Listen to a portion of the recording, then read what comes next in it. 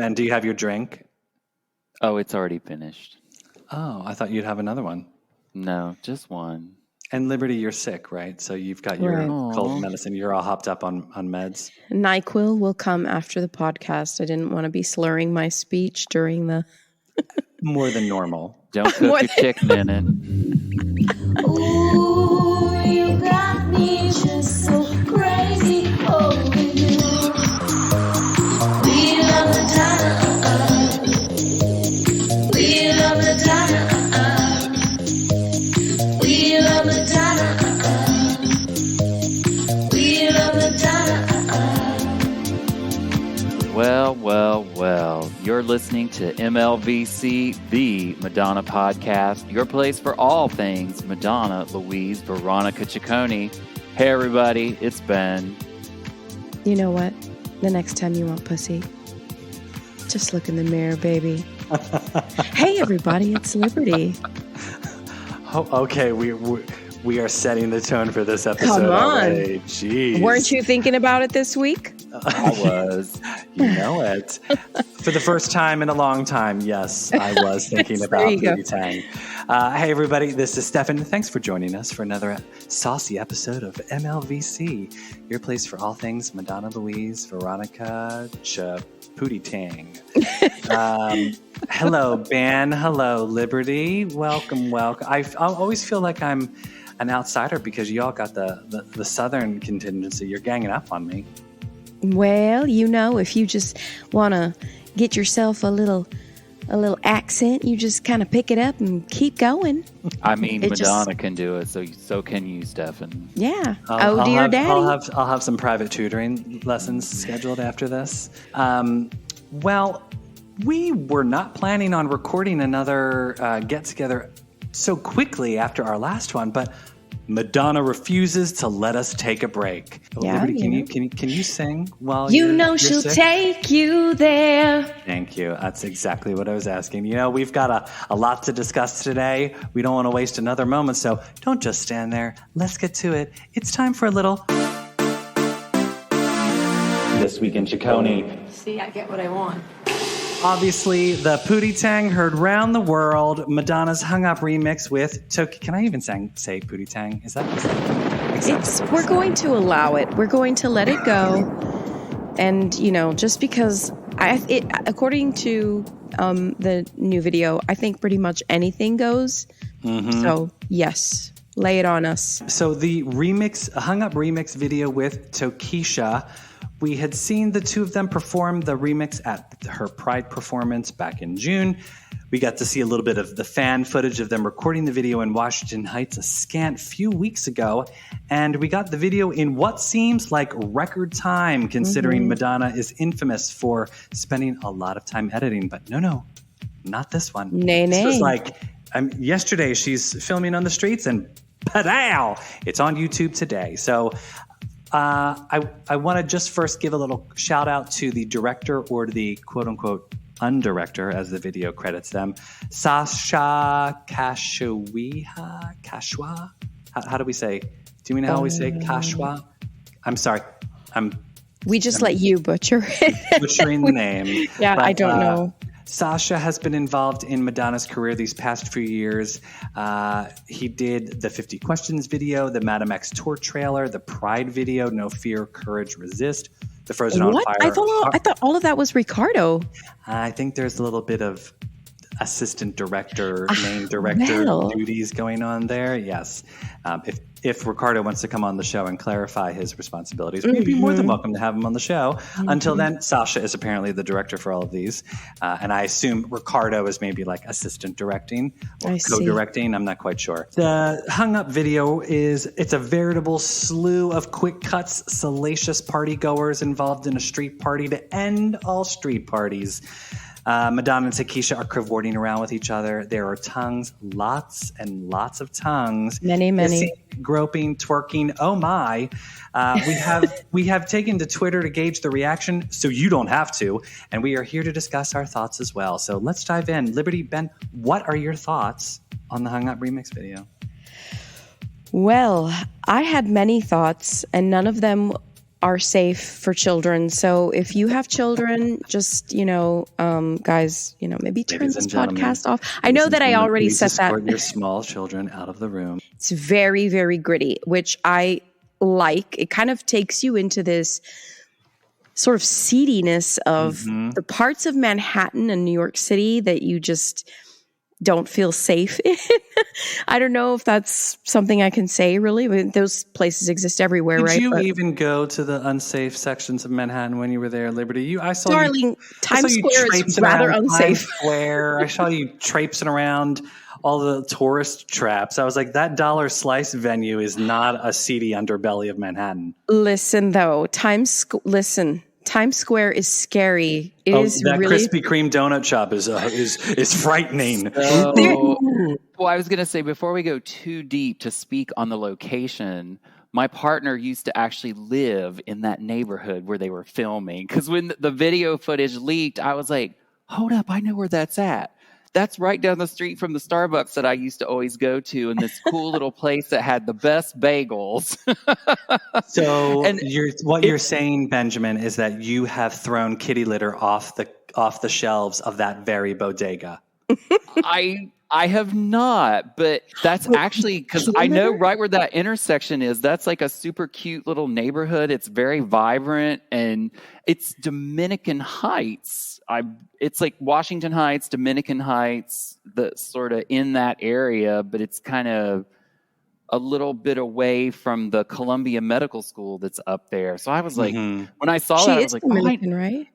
Yes, yeah. Tokischa is from the Dominican Republic, but in that whole neighborhood, I mean, you walk up and down the street, and I remember being there a lot during COVID, and they literally party on the street like that on the weekend. It's not unusual to hear dembo and other music being played at like 2 a.m. if you get up and like walk down the hallway and you have an open window. Like, you literally will hear that beat pumping from somebody's SUV parked on the street. Like, it was. So for me, it was the setting and sort of like the grittiness and the sort of quick cut edit was very authentic to that neighborhood and to Tokischa's sort of where she might root in New York. I thought that was a really cool choice. Yeah. I thought so too. And I mean, it looks like it was like her real place, like her real apartment. I don't know. I don't know if I had to freeze frame the video on one of my watches just because I felt like the cuts were so quick that you weren't actually grasping what you were looking at some of the time. So I took time and like paused, freeze framed every shot from the video so I could, what's Madonna doing? What's Tokischa doing? What's in the background? What are they doing? What's happening? And in the apartment scene that they're cavorting around in, you can see the George Washington Bridge in the background. I was like, oh, wow. Yeah. I'm like, yeah, like this is totally like Madonna in Washington Heights. Like, it's super authentic. Yeah, that very, neighborhood very cool. Is like, if you're up on a hill. Well, the bridge is kind of up to the northwest. So this neighborhood is kind of then southeast from the bridge. And there's like that whole shopping center up there. And that strange little intersection is kind of where St. Nick splits off and goes down into Harlem. Like, it's a really cute neighborhood. Oh, it's beautiful up there. The cloisters, everything. It's wonderful. Yeah. And, speaking of the apartment, like the apartment actually looks like the apartments in the building where my partner used to live, just the way it was laid out and how the rooms are there. And like the fact that you could see the bridge in that edge of the building windows. Like, I could from his old apartment, I could see like the highway and the bridges from his apartment. And since you have so much inside information in the neighborhood, are you next going to tell us that your partner also had an 18-wheeler truck that he would cavort around in the background with a green couch? So that part, I was like, okay, that ain't in the neighborhood. So I was like, where would they have been doing that at? There's flatbed truck in a parking lot, probably at like. Yeah, that was an interesting choice. But I was like you. I was fascinated by the apartment and the background and the use of crucifixes just throughout. She posted a bunch of stills today on Instagram, including tagging all the background dancers and actors who were in it, which I really appreciated, being able to like, oh, these people were really cool and really mood setting in this. I really appreciated it. So. I love that she tags people because it's such it's a way to credit. All of those people that she tagged were also part of a casting agency. They were styled. They were like they were I cast. feel like those are okay. Look, I'm very gullible, and I've already established this with you guys, but I really feel like that's who those people are. I mean, they represent very authentically. The whole video that is what people really do on a Saturday night or Tuesday night, whatever, That's how other people live while I'm going to work every day in my little Subaru, and actually, I live a safe life. You bring up a good point. So I did want to talk about this as well. So part of the reaction that's happening online, there's a very, very strong reaction happening with both sides of the Madonna camp. Both sides, meaning there are a lot of fans who are absolutely loving it. And then there are some other fans who are hating it, which is really strange to me. And I want to break it down in a couple ways. So first, a lot of people are hating it because they think it looks cheap and awful. And I challenge the people who say it looks cheap because I know enough about music video production from my time in music video production. That was one of my very first jobs out of college. I worked at a music video company, and no music video just happens. There is always a level of production. There had to be a producer. There had to be a casting agent. There had to be permits all of those things happened. There was money that was spent. There was costumes. There was hair. There was makeup. That involves hiring people. There was money that was spent. Now, was it $1 million budget? Probably not. But there was still a good chunk of change that went into making that video. It reminds me a lot of, if you go back to her erotica era, the erotica video and the Deeper and Deeper videos, both of which were shot on Super 8 and 16 millimeter film. They were meant to look down dirty, cheap, sort of old school vintage. And I think that the look and feel of the Hung Up remix video is intentional. The cinematography is meant to be that sort of spotlight look where the darkness is sort of like around and there's a spotlight on Madonna. And so there's supposed to be a quick fall off of light. So that way you sort of can't see. It's not supposed to be the super glitz, like Sean Diddy, 1990s, late 90s, 2000s the video glam. of it's not meant to be glam. I mean, I still think it is glam and super polished and whatnot, right. But in an underground way. A lot of people are reacting saying this is below her. Why would she do something that, isn't up to the standards of what they feel she should be doing? And I don't know if I agree with that. It's very 21st century Warhol. I think that the Deeper and Deeper reference is right on target in terms of the artificial dinginess of it all. It's clearly shot on digital. It looked like probably digital video, not film. But sure.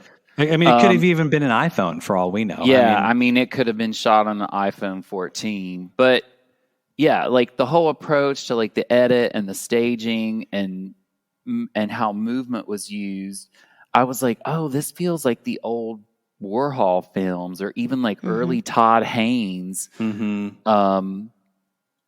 Is what it reminded me of. I felt like it was very intentional, even down to the use of I don't know what the term is. You just used it there a minute ago about how there's a spotlight in the center and then the light bleeds off so that the background is sort of out of focus. Part of why I think they were able to get the video turned around so fast because that kind of lighting, everybody's washed out and flat, so you don't have to do a lot of Photoshop and editing. You just splice the footage together. Yeah. That's the other thing is that people are always harassing the crap out of her. Why do you Photoshop? You Photoshop the shit out of your pictures and you shouldn't do that. We want to see the real you. And then she shows the real her, pretty much how she really looks, right? She's not face tuned to death. And yes, it's sort of filtered because it's dark, but we finally see a real version of her. And, it's a reinvented version of the song. It's like it's almost a different song to get altogether.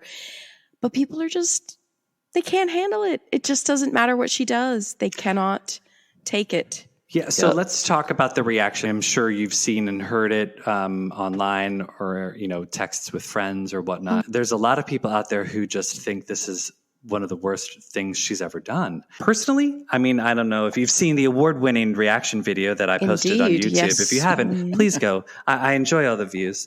But that reaction video is completely 100% genuine. I watched it for the very first time and recorded my reaction. I had a blast watching it. I mean, it was flying by and I could barely keep up, but I loved all of what she and Tokischa were doing. They looked like they were having fun. It's a party video. It's just meant to be like trashy fun, you know? Like we've all had those nights out where you think you're going to just go out for a couple of drinks with friends, and next thing you know, you're closing the bar down. And if you haven't had one of those nights, I highly suggest you do have one of those nights before you judge the video, because those people were having a hell of a lot of fun, and everybody should have that kind of night out. I don't understand why people are backlashing against Madonna. What it reminded me of was all of the slack that she would get when she would release videos like Justify My Love or Erotica, where people would be like, ugh, I can't believe she would do that. This is absolute trash. Madonna needs to put her clothes back on and go away. And I feel like that's what's happening here. The people are like responding this negatively towards her. And I'm curious, do we think it's because, again, she's a woman who's 64, having fun with young people? Is it because of Tokischa being a bisexual woman with Madonna? Like, I'm trying to figure out where the prejudice is coming from, because there is some blatant prejudice happening with this video, and it's really shocking considering it's coming from Madonna fans. So I will say, in my circle of just my day-to-day social circle of people who have seen the video or seen her recently in the media, the first thing is the eyebrows. Like, everyone is like, what the boop is she doing to herself? And you know what? I literally had gone back to 1992 and 93 and downloaded pictures of erotica girly show era Madonna and various projects with the bleached eyebrows, or even the ones that were completely gone from that Vogue photo shoot. And Yes. I started just responding to those text messages with those photos. And I was like, so what do they say to something like that? What's their response? Well, they're like, well, it looked good then, it was high glamour. And I'm like, okay, but everything isn't high glamour now, because you're out on Instagram and being photographed by the paparazzi. If I had access to the paparazzi photographs when she had those eyebrows in 1992, they wouldn't look as polished as, good lighting on SNL when she's singing Fever. So, right. But it's just that it's funny that it's something that she actually is repeating herself with that look. And it's an amalgamation of repetitions, right? With the red hair and the bleached eyebrows. So she's sort of revisiting two visual tropes together to create a new trope of sorts. That's a stretch, but you get what I'm saying. I love the bleached eyebrow look. I think it's fantastic that she's brought that back in a completely shocking way, because that's something I never thought she'd revisit. And the fact that she has is kind of like, oh, good for you, Madonna, because it's a shocking look for her. It was back then. It is now. Look for anybody. Yeah.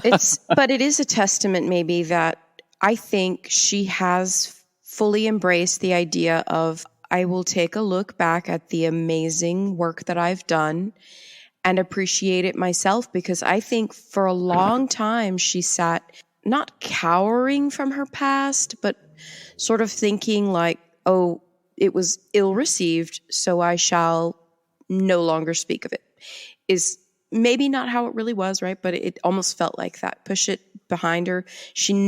There were times when she was like, I will never sing Material Girl. It's come back, right? So I think it's part of this, I will honor myself because you people are going to wait until I'm dead to do it. Well, I think she thought that revisiting her old work meant she had nothing new to provide, that she was only going to be coasting. Yeah, she didn't want to be a legacy. Yeah, she didn't want to be a legacy artist. And I love that she's taken the old songs and reinvented them, which is very Madonna.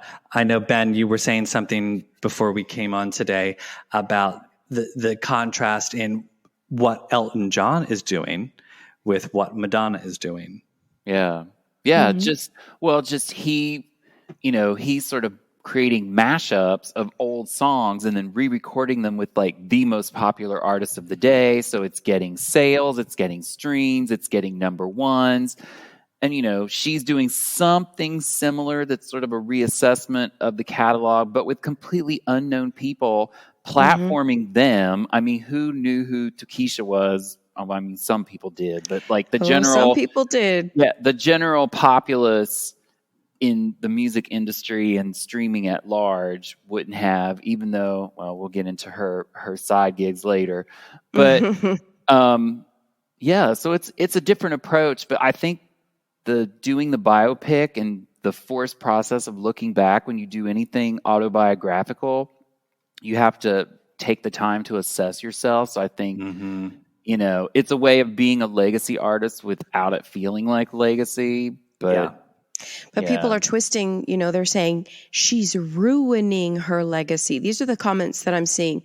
She's ruining her legacy. So then what, in 20, 30 years, we're going to look back and say, ugh, what a miss. Ugh. You don't have to appreciate every single thing that an artist does to be a fan. That should be established. It feels like some people think, well, you're not a true fan if you don't love every single version of Frozen she comes and throws at us. You're not a true fan if you aren't down with the eyebrows. None of those things matter in the grand scheme of things.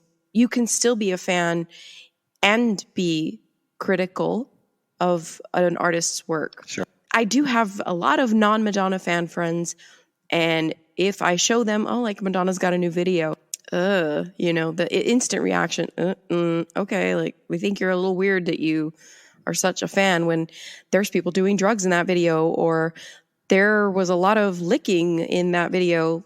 Well, that's why I was loving the video. I was like, good for Madonna. I thought she created a very current on-trend party video, but yet she stays 100% true to her brand. That video is quintessential Madonna.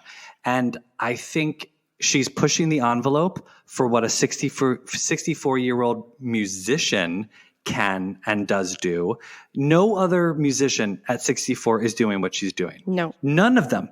And regardless if it's male or female, I don't think you've ever seen Mick Jagger do a video like that. And to me, that's trailblazing, Yeah. I think that's also what's rubbing everyone the wrong way. Let's just call it what it is. Like that is the essence of what makes people have, and they may not even be able to identify it.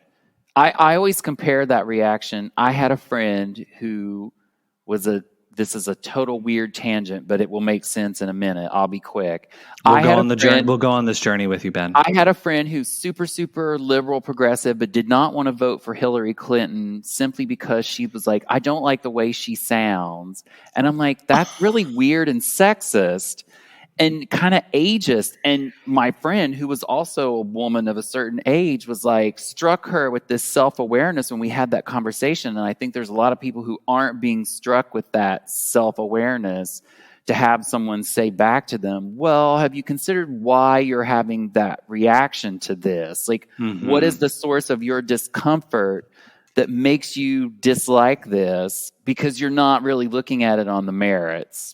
Because your criticism is always coming with 64, grandma, old lady. Why is grandma out there grinding like that? Yada, yada, yada, yada, yada. Or they're saying she's capable of better or capable of more. That type of comment is very reminiscent of, I fell head over heels in love with her because of the Vogue video. And the Vogue video was pristine and classic Hollywood and glam and gorgeous. And then the next time we see a music video from Madonna, it's just By My Love. And it's the complete opposite of that. It's grimy. It's disheveled. It's what is happening in this video. It's so the opposite of Vogue. And then we get erotica and we get deeper and deeper. And none of those videos are glam or like, it's like sex and grimy. And I just remember thinking, what is she doing? This is awful. This is terrible. And like I've said, I now look back on that and say, this was so brilliant. And I can't believe that I was unhappy with that. And so I challenge everyone out there who's listening to this, if you're not enjoying what you're seeing right now, try to look at it through another lens. We're experiencing a wonderful moment in Madonna's career. Yeah. This is something that I guarantee you in 10 years, you're going to look back at and say, oh my God, how did I not appreciate this when she was doing it? Because she won't be doing this again in 10 years. Maybe she'll be doing something like this in 10 years. It won't be this. And so try and just sort of let go of the preconceived notions of what you think Madonna needs to be or what Madonna should be, because I know, I hear you.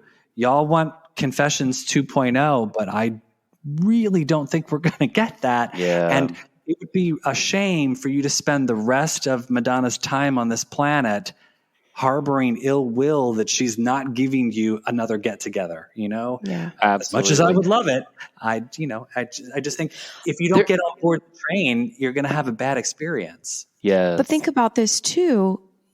Perhaps she has to go through this to get to a Confessions 2.0, if that's even ever on the horizon. The idea that there's some sort of linear timeline for her has never, ever been true. And I can tell you with absolute honesty, the criticism is only because it's Madonna. Any other young artist, and I am absolutely certain of this, no young person who watches that video is offended by anything that is happening. They aren't even aware. They may not even know who she is, right? Okay, two women. All right, cool. Okay, so this girl licks this girl. Oh, look, underwear. Yeah. Crotch It's grab, total- breast grab. You're Yeah, 100% right. Oh Yeah. my gosh. It's too much. It's only like, for some reason, we're stuck in this sort of puritanical tirade against Madonna, A, forever. And two, we just, it seems to be, I don't know if it's generational or if it's just, we got to jump in the pool and let's get wet. Let's see what Media happens. too. Yes. She gets clicks. That's part of it. Those stories and that buzz gets clicks. That's part of it. But something that Liberty that you just said is important for people to remember too about the linear journey. Those of us who've been on the journey for a long time will recall the many distractions, diversions, tangents, and odd little bits of this and that between Bedtime Stories and Ray of Light, including a big old thing called Evita. Yes. But I mean, there were many other things that happened in that time period. And, you look back on it now and you see the arc of it. But I can tell you, at the time, we all thought she would go on tour, right? Especially after the Bedtime Stories performance at the, oh God, was that at the Brits. The Brits. Oh, the Brits. I always forget what those are called.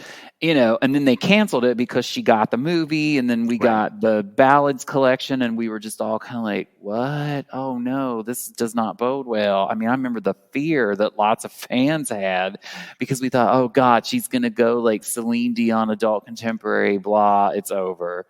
But look where we are, however many years later, right?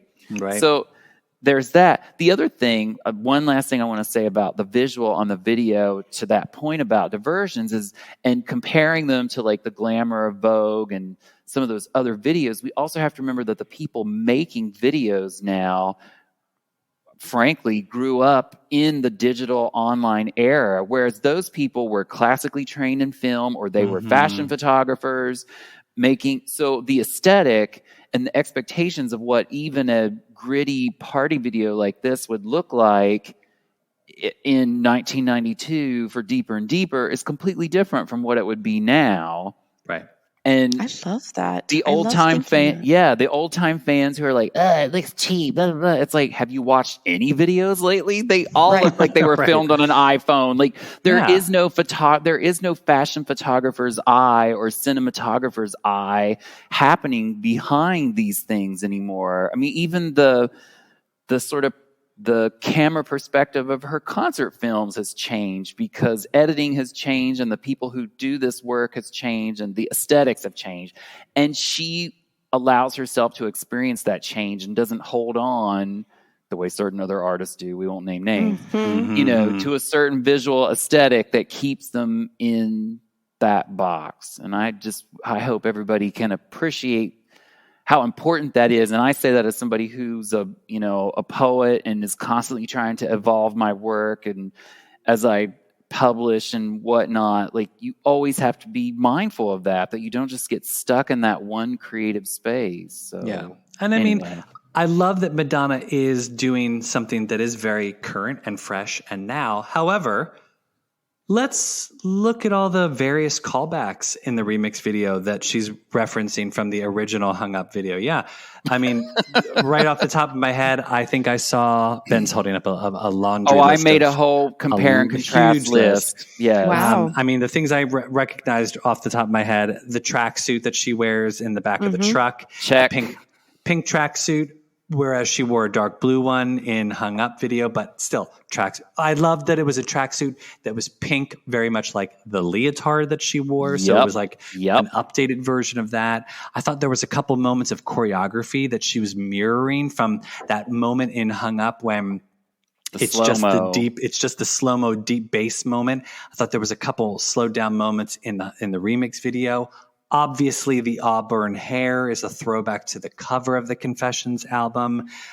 What else? Ben, The dramatic. So she had the red hair, the dramatic eyes, two styles of music that start with a D, disco and dembo. The fashion was all Y2K because, Confessions came out in 2005 on the verge of like transitioning from Y2K to the whole 80s inspired skinny jean retro callback. And then this video has a lot of like sportswear that's, the kids. I work on a college campus. The children are all dressed like it's Y2K. I'm like, what? Are the computers all about to stop? Well, it's very weird. Can we talk about the fashion for just a moment? So again, anyone who's listening, if you are not following Madonna outfits on Instagram, please go follow them. Because they know their shit. And none of those outfits that Madonna is wearing are from Easy Pickens on 8th Avenue. Like those clothes are Gucci. They are designer. There is money in that video. And so I don't care how cheap you think it looks. That video is not cheap. That is designer. You cannot afford to do that. And I challenge anyone with an iPhone who thinks they can do a better version of a quote unquote cheap video to go out and try it. Trust me. Please do. It is difficult for me to just pull off a reaction video for YouTube. And that is as bare bones budget as we can get, people. I'm telling you. But yeah, what else, Ben? What else you got on compare contrast? Yeah, I had forgotten that they had posted about that today. But yeah, it's interesting how it's all the Y2K fashion. So as we know, the original Hung Up video had parkour and crumping. And there is some very specific stylized dancing in the new one, but I could not find the name of it. It's clearly because there are other videos of it on YouTube, but nobody has it tagged with what the actual name is. Other than Madonna twerking. Yeah, or doing her lean back and grind that she'd been doing since burning up. Also, in terms of supporting Madonna, so we were all very concerned for her when she was in pain because of the Madame X hip and knee injury that she had going on.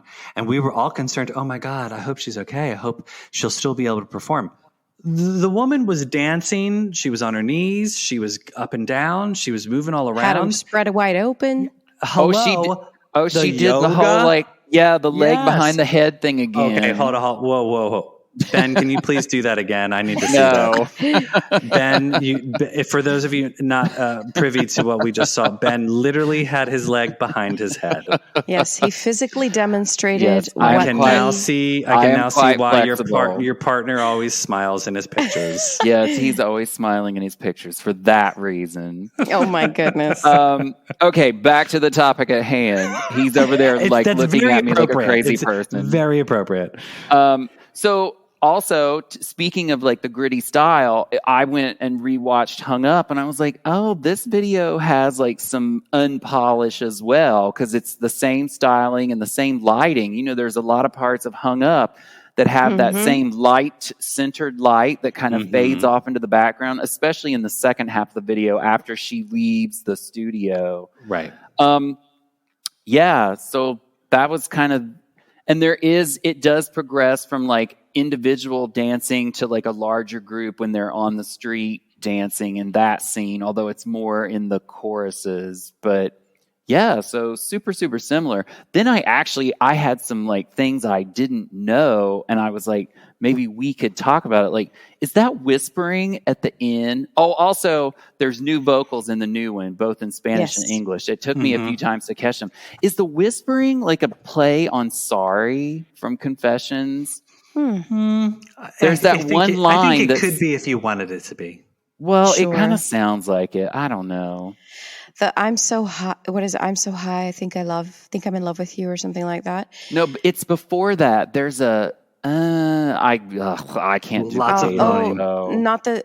I have to re-listen, but I know. You've part of reached it the is- 976 portion of the podcast. Yeah, Ben is yeah. moaning. Liberty's doing her No. sex calls. My feet are behind my head. Like, Yeah, oh it's, my God. whew. It's a lot. I know we took a lot of time to talk about the video because I thought there was a lot to talk about, but I do think there was a couple of the things that Madonna's been doing recently that I did want to talk about real quick. Pinkdonna, aka Auburn Donna, aka Party Donna, has been on a tear lately. She is single and ready to mingle, out and about in New York City with a schedule so busy I'm exhausted just watching her Instagram Definitely stories. My exhausted. God, Yeah. Fashion Week. So I mean, her, Tokischa, Doja Cat. Let's talk about Doja Cat at that Madonna. Everyone's freaking out that Madonna bleached her eyebrows. Have you seen Doja Cat at the fashion shows? I mean, she had this like swirly makeup on her head, like she's using her body as art. It was phenomenal. No, she and looked I like to think that amazing. that's what Madonna's doing too. You know, Madonna's using her body as art now with the wigs and the styling. And it was great to see Rocco and Lola out with Madonna. Did you get to see all of the various looks that Madonna was given at Fashion Week? Oh, yeah. I think I texted about, after I saw that they were at the Tom Ford show, I found you can watch the entire show on YouTube, the Tom Ford show. And it's so funny. You can clearly see Lola and Rocco, and they're so like chummy, and they just like are like whispering and gossiping at each other the whole thing and pointing at the models. And, you know, Mom Madonna is kind of sitting back in the shadow between Tokischa and Lola, and she's just like watching everything very like Inspector Madonna. Like, she's I'll shopping. take that. I'll take. She's shopping. Exactly. Yeah. Girlfriend knows. All she has to do is pick up a phone call to her assistant and be like, "I need that whole line."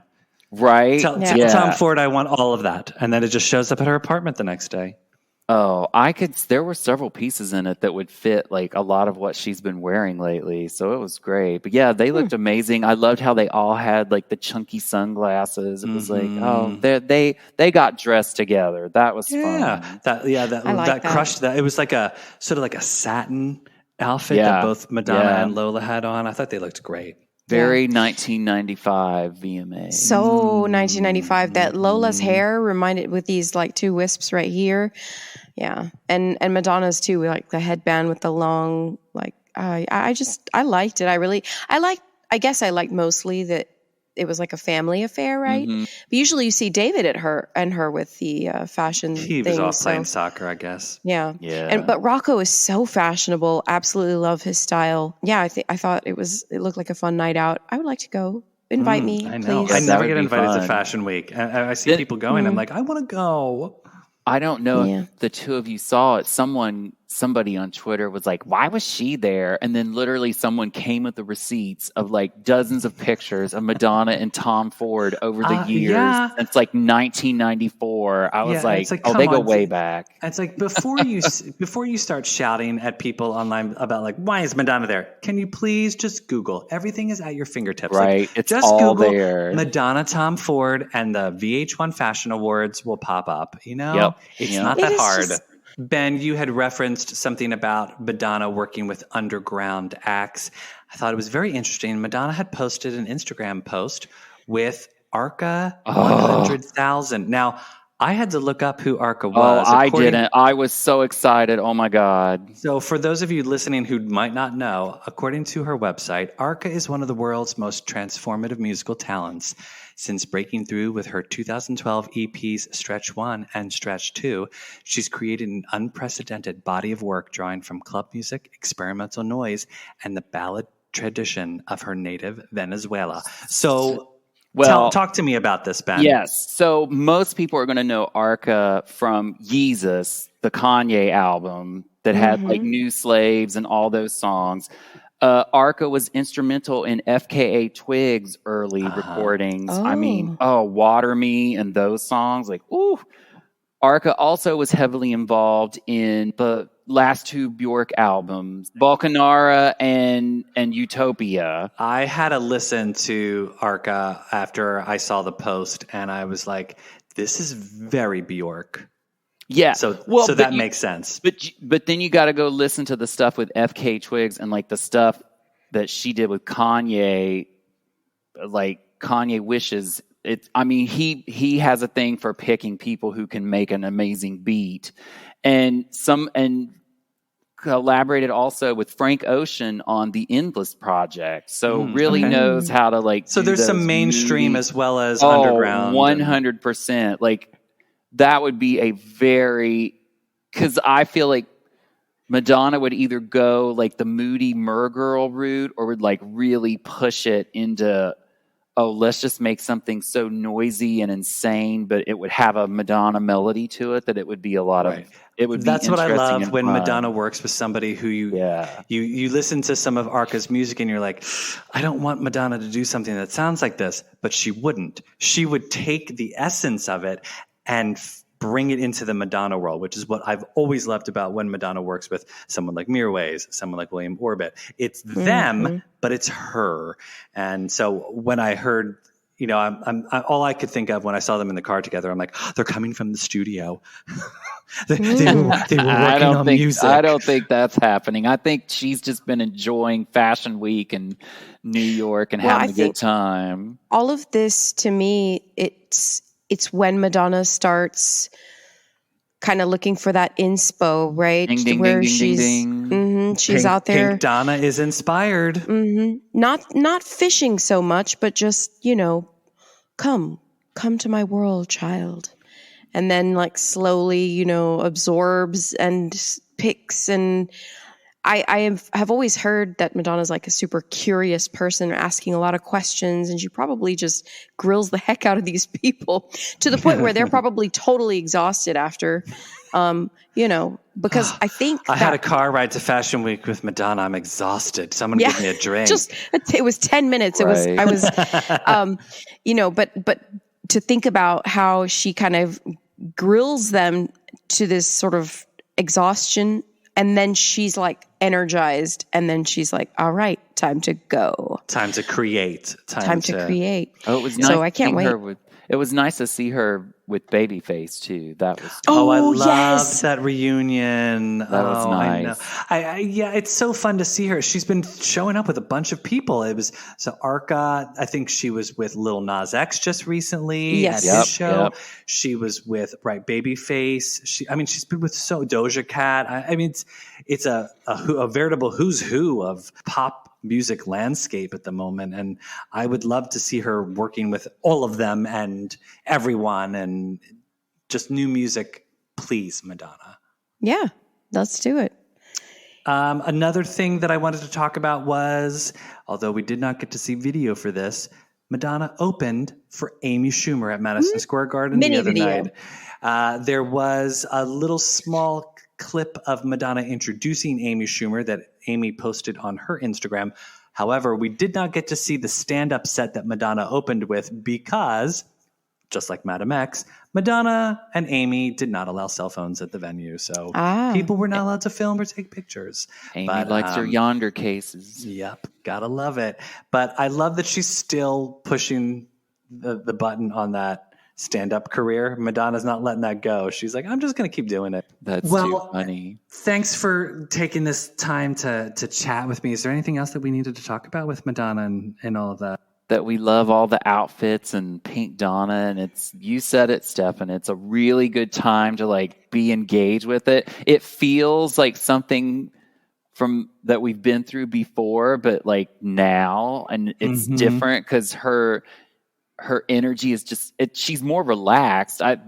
Going to the shows and support for other artists like she's been doing, in the old days she would sit up in the box and the paparazzi would take pictures and it would be in Page 6 because she might be trying to find somebody for Maverick or this or that. Now she's like, yeah, I'm just going backstage. Everybody take my picture. We'll Photoshop it and put it up 2 days later. And I'm just out here having a good time. So it's kind of fun. It's fun to see that. That's what I would do if I was super rich and famous. So, amen. I don't know. I kind of like to stay at home and hang out and. Well, Liberty, the highlight of your night is going to be logging off and downing a bottle of NyQuil. Right. Yes, it will. No, I would have a new outfit and a new pair of shoes every night. Let's go. I'd stay home on Mondays. That's it. Just Monday. All right. Well, everyone, remember, you can find us on Instagram and Twitter at MLVC Podcast. Please donate to the podcast. Help keep the show going. We're on Venmo at MLVC Podcast, or become a subscriber on Patreon, patreon.podbean.com/MLVC Podcast. Ben, Liberty, thanks so much for joining me today. I challenge you to go grab a lollipop and go tongue kiss somebody after this. Wait, let me get my leg in the right spot. Oh, that's what was that Stephen Klein photo exhibition that she did? Ecstatic process. Yes. Ben's giving us his ecstatic process imitation. Can there you go. legs? I loved it. I loved every minute of it. Me too. Oh, it was so gorgeous. I think she's always been attracted to grit. It's not about you. It's about her. And the sooner we remember that, the sooner we can get on board and have a good time. That's right. Well, that's your lesson for the day. One leg at a time. Nowadays. Yes. Amen. Do it slowly. All right, everyone. That's it for today. We'll see you next time. Bye, everyone. Bye. Bye.